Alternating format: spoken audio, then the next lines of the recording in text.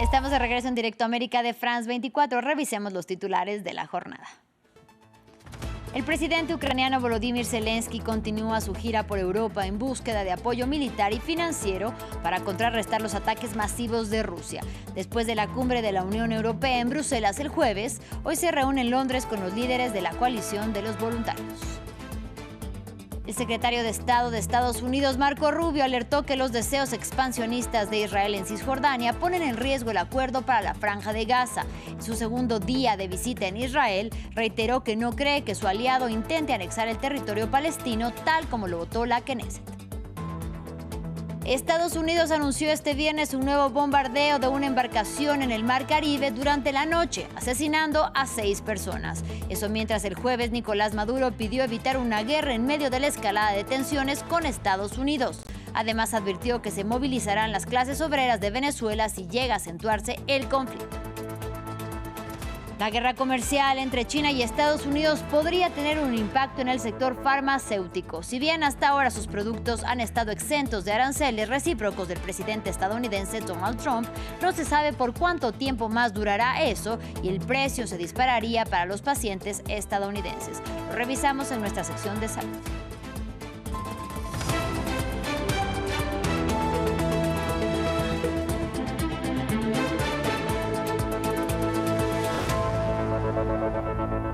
Iniciamos en Reino Unido. Volodymyr Zelensky continúa en Londres su gira por Europa en búsqueda de apoyo militar y también financiero para contrarrestar los ataques masivos de Rusia y concretar así un alto el fuego previo a negociaciones de paz. Está reunido con el primer ministro británico Keir Starmer antes de otra reunión con los miembros de la coalición de los voluntarios. Los encuentros ocurren después de que este jueves en Bruselas líderes europeos acordaran con el mandatario ucraniano satisfacer las necesidades financieras y militares urgentes de Ucrania para combatir a Rusia, aunque no dieron luz verde al uso de los activos rusos congelados para otorgar préstamos a Kiev. Ampliamos a continuación.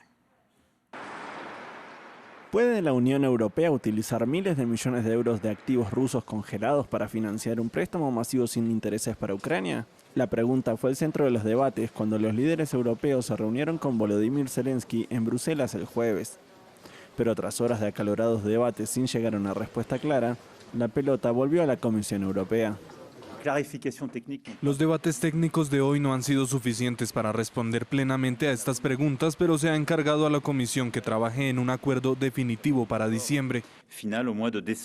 Poco después de la invasión de Ucrania por parte de Moscú, la Unión Europea congeló más de 200.000 millones de euros de activos del Banco Central ruso, la gran mayoría de los cuales se encuentran en un depósito con sede en Bélgica, pero Bruselas teme que la incautación de los activos pueda dar lugar a impugnaciones legales por parte de Rusia. Por lo tanto, se ha mostrado reacia a respaldar cualquier medida en ese sentido y afirma que quiere garantías de que todos los Estados miembros compartirán las posibles responsabilidades. Si se quiere hacer esto, tendremos que hacerlo todos juntos. Queremos garantías de que si hay que devolver el dinero, todos los Estados miembros contribuirán, ya que las consecuencias no pueden recaer solo sobre Bélgica. La Comisión Europea ha presentado un complejo plan que, según afirma, permitiría a Ucrania pedir prestados los fondos sin tocar los activos soberanos rusos. Ahora tiene hasta diciembre para desarrollar completamente la propuesta y presentarla a los 27 líderes del bloque. Mientras tanto, en el terreno, Rusia continúa sus ataques contra Ucrania. Este viernes, un bombardeo ruso en Jersón mató a al menos 3 personas y lesionó a 22 más. Según las autoridades locales, el ataque impactó a edificios civiles. Ucrania indicó que interceptó a 72 de los 128 drones lanzados por Rusia contra su territorio durante la noche. En más información, los irlandeses acuden a las urnas. Eligen este viernes entre 2 mujeres para designar a su próxima presidenta. Se trata de la izquierdista Catherine Connolly y la demócrata cristiana Heather Humphrey. Entre ellas está la sucesora de Michael Higgins, que ocupa el cargo desde el 2011. Según la más reciente encuesta, Connolly, candidata del bloque progresista de la Cámara Baja, se perfilaría como la favorita. Analistas temen que el porcentaje de votación de la población irlandesa sea significativamente bajo en esta ocasión. Ahora hablamos del frágil alto el fuego en la Franja de Gaza y la creciente preocupación de que el acuerdo logrado por la administración Trump se rompa. El secretario de Estado de Estados Unidos, Marco Rubio, alertó nuevamente este viernes que los deseos expansionistas de Israel ponen en riesgo el acuerdo sobre Gaza. De visita en Israel para supervisar su implementación, además dijo que no cree que su aliado intente anexar Cisjordania, tal como lo votó el Parlamento israelí el miércoles. Desde Washington, el propio presidente estadounidense Donald Trump, recordemos que llamó a la calma, asegurando, abro comillas, que Israel no va a hacer nada con Cisjordania. Cierro. Aquí los detalles. Los estadounidenses omnipresentes junto a su aliado israelí. Tras el vicepresidente J.D. Vance, Marco Rubio, el jefe de la diplomacia, sigue su visita en Israel con el objetivo de preservar el frágil alto al fuego entre Israel y Hamás tras 2 años de guerra. Este viernes se refirió a la votación en la Knesset para anexar Cisjordania. Basta decir que no creemos que vaya a suceder, y lo que es más importante desde el punto de vista legislativo no está estructurado de una manera que pueda ocurrir. A miles de kilómetros de distancia, Donald Trump también intentó tranquilizar. Cisjordania, no se preocupen por Cisjordania. Israel no va a hacer nada con Cisjordania, ¿de acuerdo? Esto en referencia a la aprobación el miércoles por parte del Parlamento israelí de 2 proyectos de ley destinados a anexionar Cisjordania, territorio que lo ocupan desde 1967. En un comunicado, una quincena de países árabes han condenado a esta opción. El jueves en Israel, J.D. Vance también la criticó. Fue un golpe político muy estúpido y lo tomo personalmente como un insulto. Porque para Washington estos proyectos podrían debilitar el acuerdo de paz actualmente en vigor. Según el Jerusalem Post, Benjamin Netanyahu habría intentado aplazar el debate del texto sin éxito. La votación de la Knesset sobre la anexión fue una provocación política deliberada de la oposición para sembrar la discordia durante la visita del vicepresidente J.D. Vance a Israel. Parte de los aliados políticos del primer ministro israelí llevan años reclamando esta anexión, pero Benjamin Netanyahu también había esgrimido esta amenaza tras el reconocimiento del Estado palestino por parte de varios países occidentales. Por el momento, Israel apuesta por la distensión. El gobierno ha anunciado la suspensión del análisis del texto para garantizar el éxito oficial del plan Trump. Y en Turquía, la Fiscalía de Estambul anunció la apertura de una nueva investigación contra el exalcalde de Estambul, el socialdemócrata Ekrem İmamoğlu, encarcelado desde marzo. Al principal opositor del presidente turco Recep Tayyip Erdoğan, ahora lo acusan de supuesto espionaje para países extranjeros. También fue detenido el día de hoy el director de Tele1, un canal crítico con el gobierno turco. Nuestro corresponsal Adrián Rocha nos amplía. El alcalde de Estambul, Ekrem İmamoğlu, ha visto cómo hoy viernes se le ha interpuesto en su contra otra investigación judicial, en este caso por supuesto espionaje para algún país indeterminado extranjero. Esta es la última de las investigaciones y casos judiciales, múltiples de ellos impuestos en contra de İmamoğlu, recordemos, en la cárcel desde marzo de este mismo año. Desde la detención hasta ahora, el principal partido de la oposición en Turquía, el Partido Republicano del Pueblo, vive una ola de represión y detenciones constantes en su contra. Recordemos que, aparte de İmamoğlu, varios alcaldes de distrito y provincia han sido detenidos. Hoy mismo, de hecho, también ha sido desestimado un caso judicial en contra del liderazgo de este partido. La justicia pretendía hasta hoy cambiar el liderazgo de este partido, liderado por el líder de la oposición, Özgür Özel, para interponer un interventor estatal en este partido. Según los expertos, de hecho, lo que busca el gobierno del presidente turco Recep Tayyip Erdoğan es acabar y domesticar con la oposición turca y convertirla, tal y como hizo la Rusia de Vladimir Putin hace 10 años, en una oposición dócil y servil al gobierno de la presidencia. Sin embargo, la gran mayoría de las encuestas, que aseguran que İmamoğlu es el político ahora mismo más popular en Turquía, consideran también que la gran parte de la población turca considera todos estos casos judiciales en contra del Partido Republicano del Pueblo no como casos de corrupción y judiciales reales, sino como juicios políticos en contra de la oposición en el país anatolio. Continúan las tensiones entre Estados Unidos y Venezuela.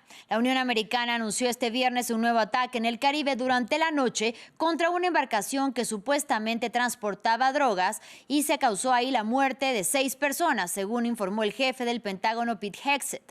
El jueves, el presidente venezolano Nicolás Maduro pidió evitar precisamente una guerra en una alocución en inglés. Sin embargo, advirtió que se movilizarán las clases obreras si llega a acentuarse este conflicto. Desde Washington respondieron que su interés es sobre los presuntos transportes de droga hacia Estados Unidos. Aquí los detalles. Not war, not war. Yes, peace, yes, peace. En una rara intervención en inglés, Nicolás Maduro lanzó un apasionado llamamiento de paz a los Estados Unidos.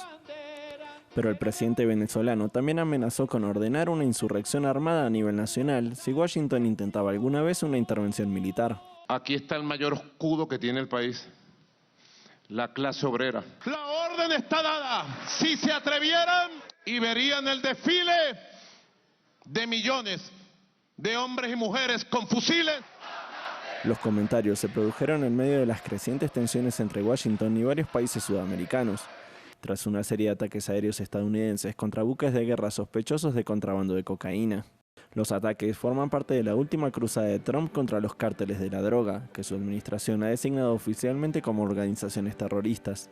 Trump ha justificado los ataques, que han causado la muerte de decenas de personas, diciendo que los traficantes eran combatientes ilegales, y recientemente amenazó con atacar objetivos terrestres en Venezuela. Así que ahora están entrando por tierra e incluso la tierra está preocupada porque les dije que eso sería lo siguiente. Ya sabes, la tierra será lo siguiente. ¿Por qué no pedir simplemente una declaración de guerra? Bueno, yo no creo que vayamos necesariamente a pedir una declaración de guerra. Creo que simplemente vamos a matar a la gente que está trayendo drogas a nuestro país, ¿ok? Hasta ahora, Trump ha ordenado los ataques sin la aprobación del Congreso, lo que ha despertado la preocupación de los legisladores demócratas y republicanos. Los ataques también han suscitado la condena internacional. El jueves, el presidente de Colombia acusó a Estados Unidos de llevar a cabo ejecuciones extrajudiciales en violación del derecho internacional. En información deportiva, un escándalo ensombrece el inicio de la nueva temporada de la NBA, la famosa liga estadounidense de baloncesto. Una investigación del FBI llevada a cabo durante años sobre fraudes de juegos de azar en 11 estados de Estados Unidos ha llevado al arresto de 34 personas y entre ellas jugadores y un famoso entrenador por partidos de póker amañados y apuestas en línea. Este caso también involucra a varias familias que estarían vinculadas a la mafia. Mesas con rayos X, gafas capaces de leer a través de las cartas o máquinas trucadas para barajar los naipes. Tecnologías de punta utilizadas para amañar partidas de póker en Estados Unidos. Así lo revela una investigación del FBI que el jueves condujo al arresto de unas 30 personas relacionadas con el mundo del baloncesto y la mafia. Estos acusados, entre los que se encuentran antiguos atletas profesionales, utilizaron técnicas de trampa de última generación para robar millones de dólares a sus víctimas en partidas de póker clandestinas amañadas. Estas partidas, organizadas en la región de Nueva York, contaban con el apoyo de las familias criminales de Bonanno, Gambino y Genovese de Cosa Nostra.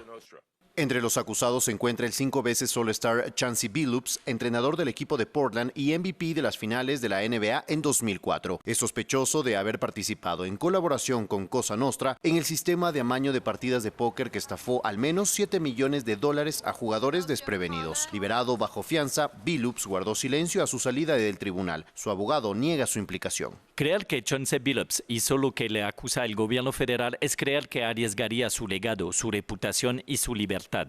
No pondría nada en peligro por nada, y mucho menos por una partida de cartas.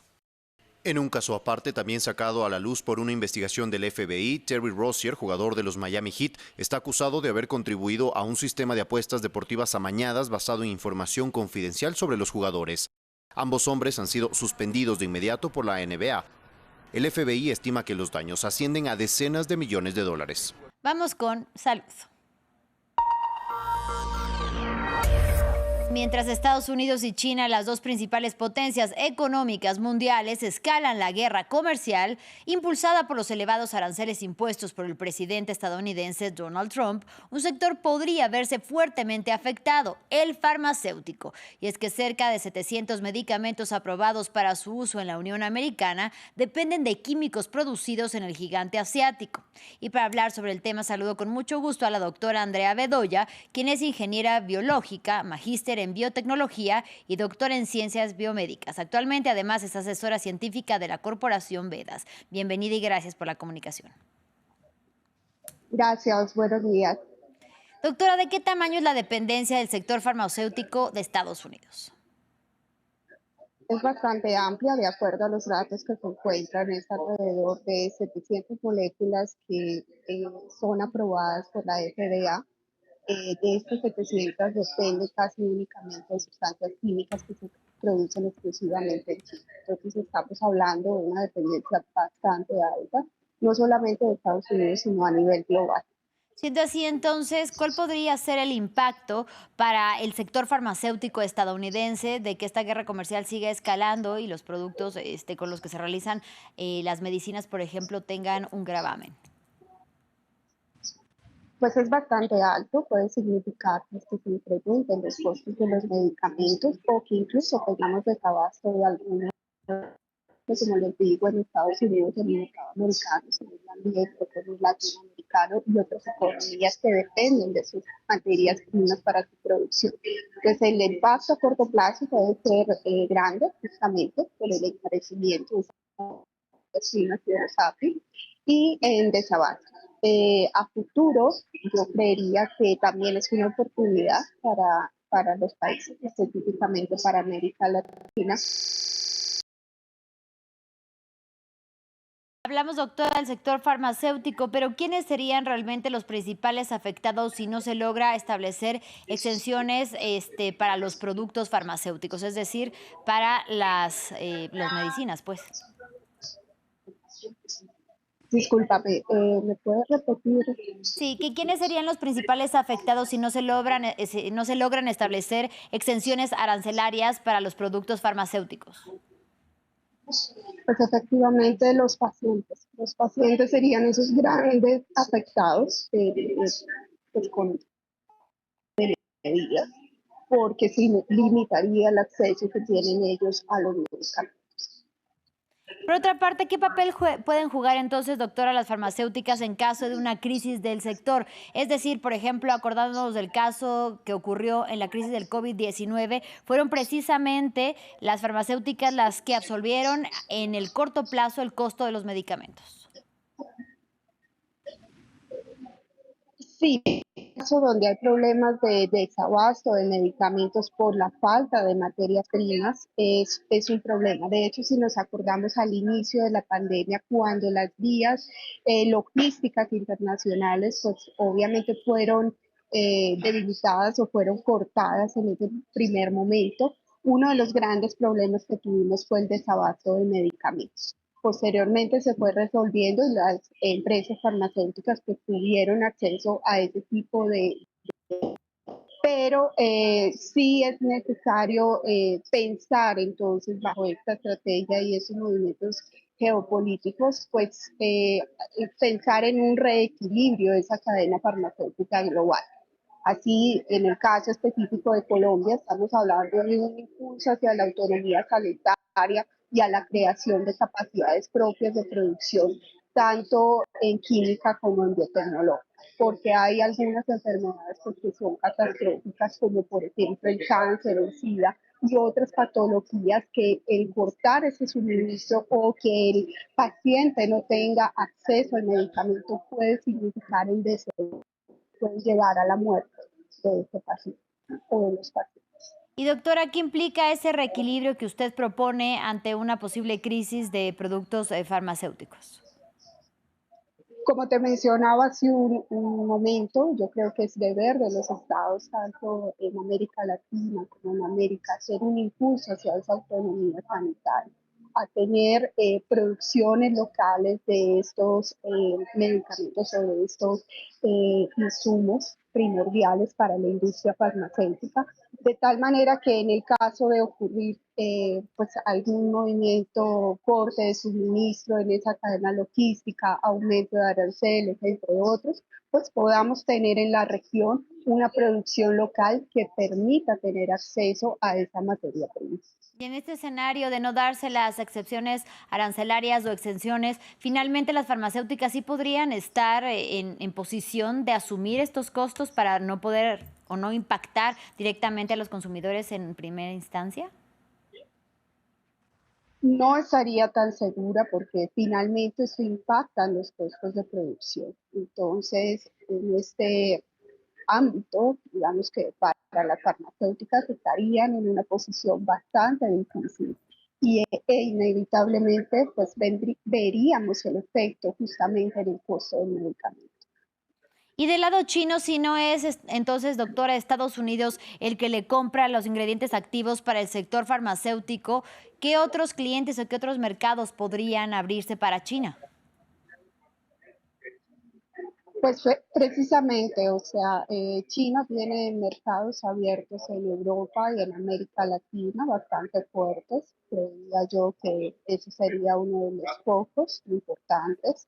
Y digamos un poco, como le digo, al menos desde la visión latinoamericana, no se trata de reemplazar a China, sino de repartir mejor ese riesgo. O sea, el crear alianzas y consolidar cadenas de suministro más resilientes sería una ventaja incluso tanto para las economías locales como para el mismo paciente que puede tener acceso a medicamentos. Y finalmente, doctor, usted hablaba del papel de los gobiernos. ¿Qué es lo que tienen que hacer para lograr asegurar que por lo menos en la cuestión del servicio público de la salud, y ya sabemos que en Colombia se trabaja a través de aseguradoras, pero hablando de servicio público sanitario, sea el gobierno el que garantice que pese a que los costos de los medicamentos aumenten, que va a llegar finalmente el tratamiento a los pacientes?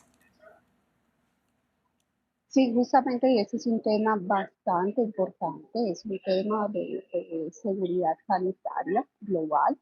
Esa seguridad sanitaria depende de la capacidad de los países y las regiones, justamente por un lado, pues de tener un suministro y un abasto de medicamentos, y por el otro, de producir lo que necesitan. Al menos en el caso colombiano, lo que conozco de otras regiones del país, se está impulsando mucho la ciencia, la innovación y la colaboración internacional como herramientas para reducir esas vulnerabilidades y garantizar el acceso a medicamentos seguros y de calidad. América Latina pues tiene conocimiento, tiene talento, tiene la oportunidad para ser parte de esa arquitectura farmacéutica global en alianza con países que son potencia en este tipo de medicamentos. Yo lo veo una oportunidad también para fortalecer nuestros sistemas de salud y una oportunidad para invertir en los temas de ciencia, tecnología e innovación para, digamos, mitigar esos riesgos de dependencia que se tienen en este momento. Ahí está pues el llamado de la doctora Andrea Bedoya. Muchísimas gracias por la comunicación y hasta una próxima. Muchas gracias a ustedes. Hasta luego. Y gracias a ustedes por su compañía. Los dejamos con Laurel y Cultura. Ya llegan en breve, no se vayan.